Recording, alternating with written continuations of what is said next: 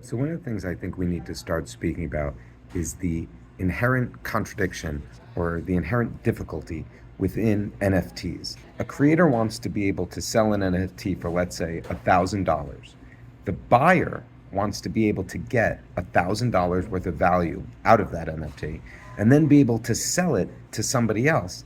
And that person wants to be able to get $1,000 worth of benefit out of that NFT, et cetera, et cetera, et cetera. Even if we're going to assume that the creator can get a 5% or whatever royalty, and we'll talk about royalties another time. How is it that a creator can perpetually provide $1,000 worth of value for a token for which they only take in a limited amount of money, $1,000 if they sell it once, or $1,050 if they sell it twice, et cetera, right? How is it that when the first person extracts $1,000 worth of value from that token, how is it that the token can persist and be worth another $1,000 to that second, third, and fourth buyer?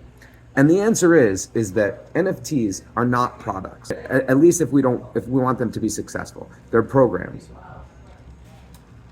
And what I mean by that is that for the token to have inherent value long term, it needs to be serviced by the organization. They need to be able to provide additional relevance. Now, essentially, there's three main ways in which a token or a brand can use a token to provide additional value in a way that obviously makes sense for the consumer, but also makes sense for the brand. Number one is to provide a benefit which costs nothing to the brand, but would give some kind of benefit to the consumer. This is not a promo at all, not in the slightest, but nonetheless, I am a Marriott Gold Elite Lifetime member. What that means is that when I get a room at a Marriott, I'm basically going to get free Wi-Fi. It's not much, but it's enough for me that, it's one less annoyance and it's kind of nice. Now, it does not cost Marriott anything to give me access to Wi-Fi that they've already paid for. So that's an example where a corporation, where an organization, where a creator, where a brand can provide some kind of benefit to people that they've identified within their community without having to pay any money. Another thing that they could do is provide access to, is essentially create things that have more value to the person, to the consumer, than it does to create.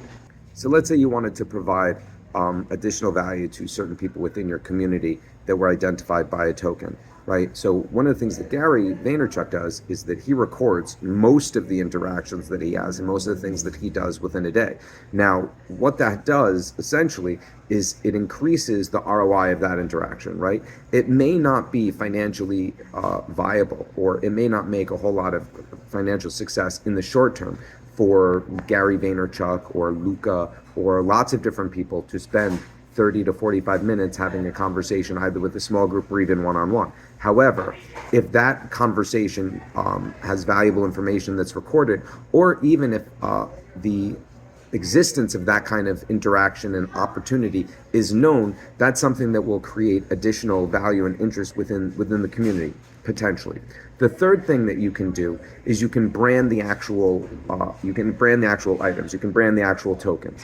And this is something that a lot of brands are kind of trying to do, but they're messing up in certain ways, because what you need to do is you need to create characteristics, ideas, reasons that a person cares about the various tokens or characters or concepts within that brand. If you can't do it by initially branding the individual characters or the individual tokens, one of the things that you could do is to create additional relevance by creating games. That's another thing. But in general, that's the important contradiction within NFTs, and something we have to figure out.